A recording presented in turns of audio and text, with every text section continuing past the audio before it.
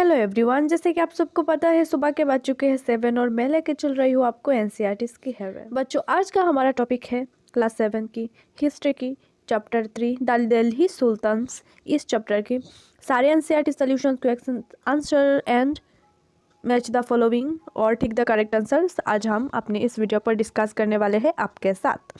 ठीक है, बेसिकली ये जो वीडियो रहेगा ये रहेगा सारे क्वेश्चन आंसर्स की। ठीक है, लेट्स रिकॉल।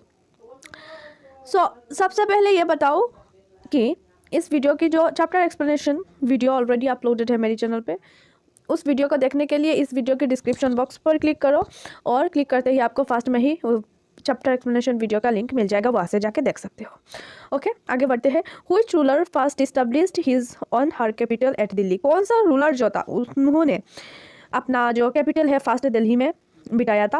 कौन थे? तोमारा राजपूत थे। In 12th century Delhi first became the capital of the kingdom of Tomara Rajput. It was established as a capital by Anangapala. ठीक है, सो देखो यहाँ पर 12th सेंचुरी में एक तोमारा राजपूत थे जिन्होंने दिल्ली को एज ए कैपिटल रखा और अंगना, और वहाँ से स्टार्ट होकर फिर दिल्ली सुल्तानेट, और अब हमारा इंडिया का कैपिटल है दिल्ली। ठीक है, सो एंड अंगना पाला के द्वारा बनाया गया। What was the language of administration under the Delhi sultan? Delhi सुल्तान के अंदर जो एडमिनिस्ट्रेशन का लैंग्वेज था वो फारसियन था। इन whose region did the sultanate reach into farthest extent? Under the region of Alauddin Khilji and Muhammad Tughlaq, the sultanate reached in farthest end. Okay, जो Delhi sultanate है वो एक्सपेंड हुआ। ठीक है, from which country did Ibn Battuta travel to India? Morocco से, Africa Morocco से Ibn Battuta India पर आए थे 14th सेंचुरी में। Let's understand. According to the circle of justice, why was it important for military commanders to keep the interests of the peasantry in mind? According to the circle of justice, it was important for the military commanders to keep the interests of the peasants in mind because of king can't survive without his soldiers and okay, so यहाँ पर एक circle बताया गया, circle of justice. जैसे कि king soldiers के बिना नहीं रह सकता और सोल्जर्स पैसों के बिना नहीं रह सकते, और पैसा आता है पेशेंट से, और पेशेंट्स अगर अच्छे से रहेंगे और राजा अगर उनको प्रोटेक्ट करेंगे तब भी पेशेंट जो है टैक्स दे पाएंगे, जिनसे राजा को मिलेगा पैसा, वो सोल्जर को पे करेंगे। इसी तरह एक सर्कल होता है। What is meant by the internal and external frontiers of the sultanate? Okay, internal frontiers का मतलब ये है कि उनका जो एक सेंटर होता है, उसका जो एक सेंटर से दूसरे सेंटर तक के अंदर जो एरियाज आता है उसे इंटरनल कहते हैं, और एक्सटर्नल जो उनकी टेरिटरीज के बाहर होता है। ठीक है, इसको डिटेल्स में मैंने समझा दिया, मतलब दे दिया यहाँ पर आंसर पर, यहाँ से आप सीख सकते हो। और अगर रट्टा मारना नहीं चाहते हो और चैप्टर पूरा समझना चाहते हो तो चैप्टर जहाँ पर जिस वीडियो पर मैंने समझाया है उस वीडियो का लिंक इस वीडियो के डिस्क्रिप्शन बॉक्स ओपन करते ही मिल जाएगा, जाके देख लो अगर रट्टा मारना नहीं चाहते हो। ठीक है, अगर रट्टा मारना चाहते हो तो यहाँ से रट्टा मार सकते हो और एग्जाम पर जाके बोल सकते हो। ठीक है, what were the steps taken to ensure that muqtis performed their duties? Why do you think they may have wanted to defy the orders of the sultans? Okay, जैसे चैप्टर पर हमने समझा था कि मुक्तिस जो होते हैं इनको कुछ ज़मीन दे देते हैं राजा और कहते हैं इस जगह पर आप ध्यान रखो, लाइक सामंतास होते थे ना, उसी तरह। सो क्या करते थे, वो इस जगह पर रहते थे और रहकर क्या करते थे, इस जगह के प्रोटेक्शन करते थे और इस जगह से रिवेन्यू कलेक्ट करते थे, et cetera et cetera. Muqtis were selected on the basis of certain qualification, their office was not inheritable. और मुक्तिस ज़्यादातर स्लेव्स होते हैं। ठीक है, और उनके ऑफिस जो है वो क्या होते हैं, इनहेरिटेबल होते हैं। मीन्स नॉट इनहेरिटेबल मीन्स उनकी पिता से पिता की बेटे को, उसके बेटे को ऐसा ट्रांसफरेबल जो है जॉब नहीं था। They were assigned iqtas for a short period of time, और इख्तास जो है उनको दिया जाता था एक छोटा टाइम के लिए। इख्तास मीन्स जो ज़मीन उनको दिया जाता है उस ज़मीन को इख्ता कहा जाता है। They were shifted from time to time from one iqta to another. Okay, और वो वन इख्ता से अनदर इख्ता पर शिफ्ट भी हो जाते थे। ठीक है, जिससे अब जॉब पर ट्रांसफर होते हैं ना, उसी तरह रिलेट करके पढ़ना, तब मज़ा आएगा हिस्ट्री पढ़ने में। The duty of muqtis was to lead military campaigns and maintain law and order in their iqtas. Okay, वही चीज़ उनको खुद का मिलिट्री होता है और वो इसी इख्तास पर अपना रोल जो है जमाते हैं। Accountants were appointed by the state to check the amount of revenue collected. Accountants जो होते हैं वो रहते हैं स्पेशली कितना रिवेन्यू कलेक्ट हुआ।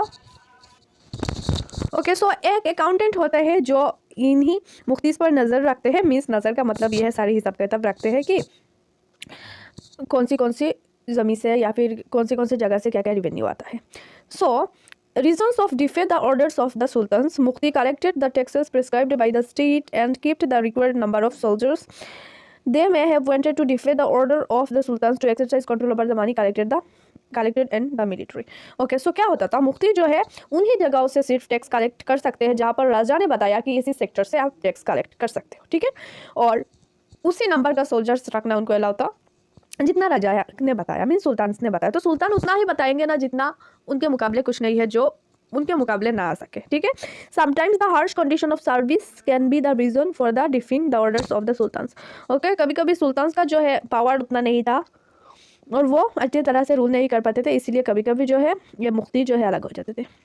What was the impact of Mughal invasions on the Delhi Sultanate? The impacts of Mughal invasions in Delhi Sultanate are as follows. Okay, Mughal attacks on Delhi Sultanate increased during the reign of Alauddin Khilji and Muhammad Tughlaq. Okay, जब Alauddin Khilji and Mohammad Tughlaq की time period था तब मुगल ने attack किया था। This forced the Delhi sultanate to increase their army base. और ये वाला जो चीज़ है मुगल का अटैक, इसकी वजह से दिल्ली सुल्तानेट मजबूर हो गए थे अपनी आर्मी के जो नंबर है और आर्मी का जो बेस है उसको स्ट्रॉन्ग एंड इंक्रीज करने के लिए। Due to increased army base the administrative expenses increased because of the strength of soldiers and they had to pay comparatively more salaries to the soldiers. Okay, so जब soldiers ज़्यादा हुए तो उनको पैसा भी ज़्यादा देना पड़ता था, इसलिए टैक्सेस भी राजा को ज़्यादा कलेक्ट करना होता था। The Alauddin Khilji created garrison town for the soldiers to live, whereas Muhammad Tughlaq emptied the garrison towns from the soldiers. Alauddin Khilji ने नए garrison town बनाया अपने सोल्जर को रखने के लिए और मोहम्मद तुगलक ने भी टाउन्स का यूज़ किया पुराना जो था। The financial burden on the Delhi sultanate lead to the imposition of heavy taxes on the patients. और इसी वजह से जो सोल्जर्स को पेमेंट देना पड़ता था ज़्यादा, इसी वजह से वो पेशेंट्स पर 50% तक टैक्स लगा देते थे, जो बहुत ही ज़्यादा होता है आमतौर पे। Okay, next question, do you think the authors of tawarikh would provide information about the lives of ordinary man and women? So इस आंसर को आप देख लेना कि मैं आपको ऐसे ही समझा देती हूँ कि जो तवारीख लिखते थे जो ऑथर वो ज़्यादातर जो है सिटीज़ पर रहते हैं, तो इस वजह से विलेज के बारे में हमको ज़्यादा कुछ नहीं पता चला और इसकी वजह से पूरी इसकी जो है डिटेल्स आंसर यहाँ पर दिया हुआ है। Razia Sultan was unique in the history of the sultanate. Do you think women leaders are accepted more readily today? Okay, so Razia Sultan जो थे उन्होंने रूल किया 1236 to 1240 तक, ठीक है। सो वो एक ऐसी वुमेन थी जो एक मिसाइल थी कि उस टाइम एक औरत जो है सुल्तान बनी, क्योंकि उस टाइम जो है औरत को सुबर्दिनाट टू मैन माना जाता था। ओके, सो उस टाइम क्या हुआ, उनकी जो ब्रदर थे उनसे ज़्यादा वो पावरफुल थी, सब क्वालिटी था राजा वाली सुल्तान वाली, सब क्वालिटी था उनके अंदर।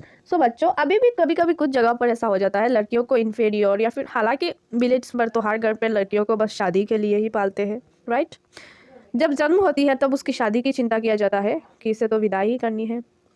ये एक स्टेरियोटाइप से, ये एक प्रिजाडिस से, ठीक है, जो बहुत गलत है और जो हमको ही मिटाना है समाज से खुद को प्रूव करके। ओके, इसलिए इसके आंसर या डिटेल्स में यहाँ पर दे दिया, देख लेना, वही चीज़ होता है जो मैंने बताया आपको। Why were the Delhi sultans interested in cutting down forests? Does deforestation occur for the same reasons today? Delhi sultans were interested in cutting down forest because they wanted to encourage agriculture on the land. Okay, Delhi sultanate जो है forest को काटते हैं agriculture के लिए काटते थे ताकि वो ज़मीन पर एग्रीकल्चर करके ज़्यादा से ज़्यादा मुनाफा अर्निंग कर सके, टैक्सेस कलेक्ट कर सके, ठीक है, उनके फ़ायदे के लिए।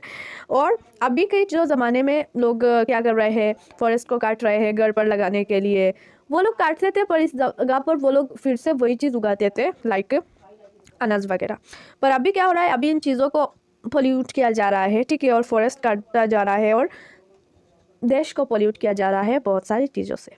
सो बच्चों, खुशी की बात यह है कि यहाँ पर ख़त्म हुआ है हमारा क्लास 7 की हिस्ट्री की चैप्टर 3 द दिल्ली सुल्तान्स। इस चैप्टर के सारे NCERT solutions and question answers.